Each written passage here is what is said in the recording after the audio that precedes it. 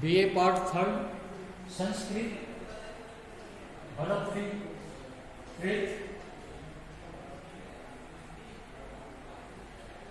नीति सप्तम परिशीर्ण कश्चित् स्पृहयति यौवनं रसतये स पश्चात् संपूर्ण कलयति दरिद्रं तृणं समम् अतः च अनेकान्ता गुरु लघुतया अर्थेषु धनिनाम् अवस्था वस्तुनि प्रथयति च संकोचयति च। प्रस्तुत पद्य महाकवि भरतरी विलिखित नीति सप्तम से लिया गया है। प्रस्तुत पद्य में कवि निर्धनता और संपन्नता में मनुष्य का दृष्टिकोण बदल जाता है, इसी बात का वर्णन करते हुए कवि भरतरी करते हैं कि कश्चित् परिशीर्ण यौवनं रसतये स्पृहयति कि कोई धन से क्षीण बना हुआ व्यक्ति यौवनं स्पृहयति जो कि बुद्धि के लिए भी स्पृहा करता है। कोई धन से क्षीण बना हुआ व्यक्ति अर्थात निर्धन व्यक्ति मुट्ठी भर जो के लिए लालायित रहता है, स्पृहा उसकी इच्छा करता है, स पश्चात् संपूर्ण दरिद्रं तृणं समम् कलयति और वही व्यक्ति बाद में धन से परिपूर्ण होने पर, धन से संपूर्ण होने पर दरिद्रं तृणं समम् कलयति, इस पृथ्वी को तिनके के समान मानता है। कोई निर्धन व्यक्ति मुट्ठी भर जो के लिए लालायित रहता है और वही व्यक्ति बाद में धन से पूर्ण होने पर यानी कि धनवान होने पर पृथ्वी को एक तिनके के समान मानता है। अतः अर्थे से गुरु लघुतया अनेकांता, इसलिए पदार्थों की भरता और तुच्छता की जो अनिश्चितता की अवस्था, धनी नाम अवस्था वस्तु में प्रथयति संकोचयति, कि धनिक लोगों की जो अवस्था है ये वस्तुओं को बड़ा बना देती है और वस्तुओं को छोटा बना देती है। प्रस्तुत पद्य में का भाव यह है कि कोई निर्धन बना हुआ व्यक्ति एक मुट्ठी पर जो के लिए लालायित रहता है, लेकिन वही निर्धन व्यक्ति बाद में धन संपन्न हो जाता है तो वह पूरी पृथ्वी को तिनके के समान मानता है, अर्थात निर्धन व्यक्ति का दृष्टिकोण बदल जाता है। निर्धनता में तो उस व्यक्ति के लिए जो की मुट्ठी के लिए लालायित रहता है और संपन्न अवस्था में वह पूरी पृथ्वी को एक तिनके के समान मानता है। इसलिए कवि कह रहा है अतः अर्थसु लघु गुरु लघुतया अनेकांता धनिनां अवस्था वस्तु में प्रथयति संकोचयति, तो इसलिए पदार्थों की जो महत्ता या तुच्छता है वह अनिश्चित होती है। इसमें जो धनिक लोगों की जो अवस्था है वही किसी वस्तुओं को बड़ा बना देती है और किसी वस्तुओं को छोटा बना देती है। मान लो कोई व्यक्ति निर्धन है तो उसके लिए 1 रुपया भी बहुत मूल्यवान होता है, लेकिन बाद में वही व्यक्ति धन संपन्न होने के बाद में उसके लिए लाखों रुपए भी कोई मायना नहीं रखता। तो संपन्नता और निर्धनता ये व्यक्ति के दृष्टिकोण बदल देती है। इसलिए कोई भी वस्तु छोटी या बड़ी नहीं होती। जो धनिक लोगों की जो अवस्था है, धनिक लोगों के जो संपन्नता और निर्धनता की जो अवस्था होती है, वही वस्तुओं को बड़ा बनाती है और वही वस्तुओं को छोटा बना देती है। प्रस्तुत श्लोक में शिखरणी छंद है। शिखरणी छंद का लक्षण है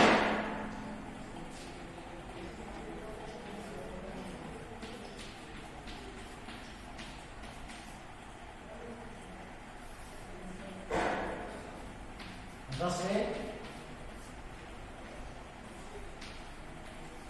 गुड्रेस चिन्ह ये मान सब लाल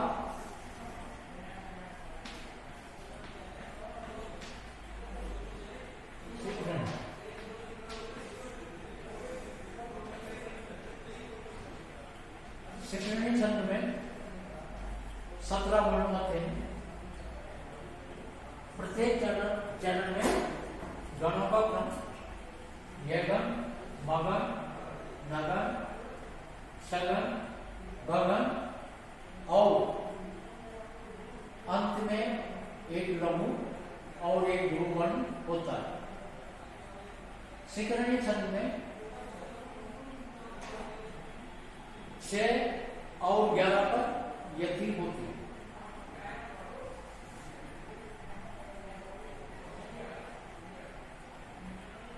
राजनन दुदुक्षी यदि स्थिति धेनु एनम तेन अज वत्सम यु लोकम अमु कुशान तस्मिन् च सम्यक् अनिशम परिपुष्यमाण नाना फलम फलति कल्पलते भूमि।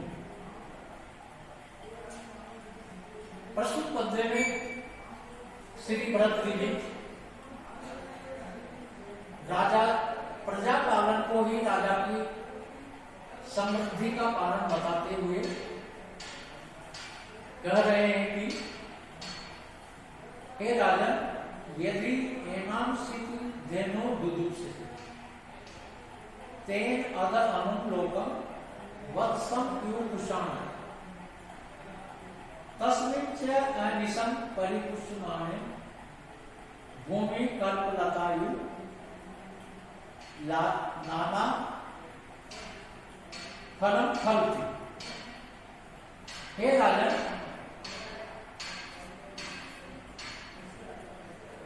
हे राजन, यदि एनाम स्थिति धेनु दुदुक्षते, यदि इस पृथ्वी रूपी गाय को ढूंढना चाहते हो तो तेन अदो अमुम लोकम, तो इस हेतु से, इस कारण से आज से अमूल लोकम इस जन समुदाय का वत्सव्यु पोषण कि बछड़े के समान पालन करो। हे राजन, इस पृथ्वी रूपी गाय को ढूंढना चाहते हो तो इस हेतु आज से ही निरंतर इस जन समुदाय का, प्रजा का बछड़े की तरह पालन करो। तस्मिन् च अनिशं परिपुष्यमाणे, कब उस जन समुदाय का निरंतर पालन करने से सम्यक प्रकार अच्छी तरह से पालन करने से भूमि कल्प लतायु नाना फलम फलती, कि ये पृथ्वी कल्प लता के समान अनेक नाना प्रकार के फल प्रदान करेगी। प्रस्तुत पद्य में कवि का तात्पर्य है कि राजा को संबोधित करते हुए कवि कहते हैं कि यदि मान लो इस पृथ्वी रूपी गाय को यदि दूहना चाहते हो, यानी कि इस पृथ्वी से अनेक प्रकार के फल प्राप्त करना चाहते हो, तो इस जन समुदाय का अर्थात प्रजा का बछड़े के समान अच्छी प्रकार से पालन पोषण करो। जिस प्रकार से बछड़ा का अच्छी प्रकार से पालन पोषण करने से गाय भली प्रकार से यानी दूध देती है, उसी प्रकार से प्रजा का राजा के द्वारा अच्छी प्रकार से पालन करने पर तस्मिन् च अनिशं परिपुष्यमाणे भूमि कल्पलतायु नाना फलं फलती।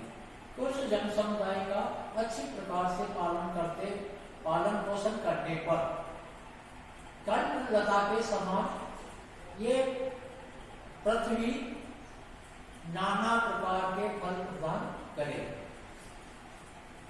प्रस्तुत पद्य में कोई बुद्धिमान व्यक्ति राजा को संबोधित करते हुए राजा के लिए कह रहा है कि धन संचय भी राजा के लिए जरूरी है, क्योंकि जो उसका धन कोष है वह राजा की क्षमता को बढ़ा देता है।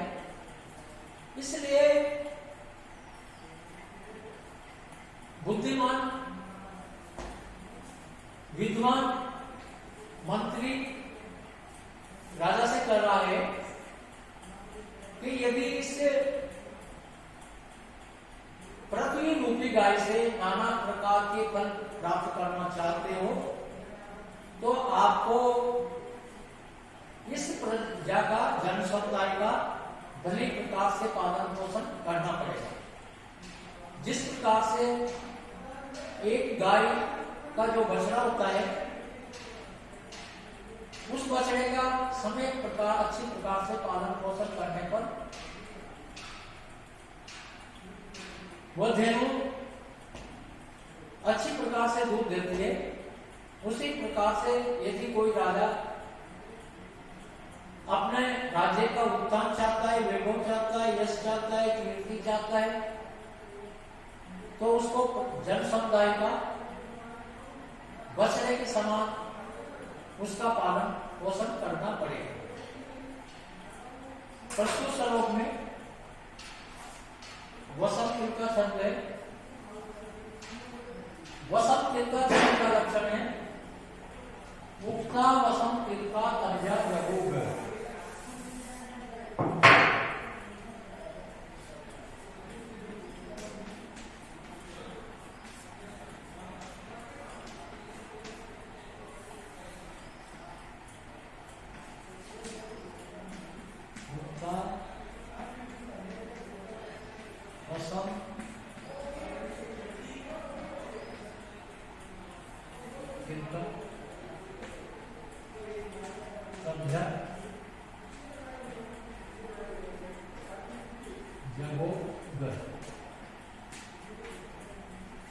वसंत का छंद के प्रत्येक चरण में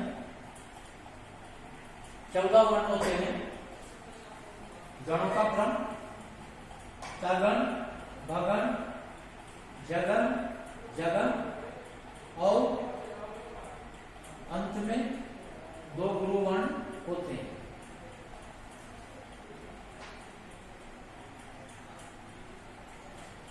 प्रस्तुत पद्य में कल्पलतायु में उपमा अलंकार है।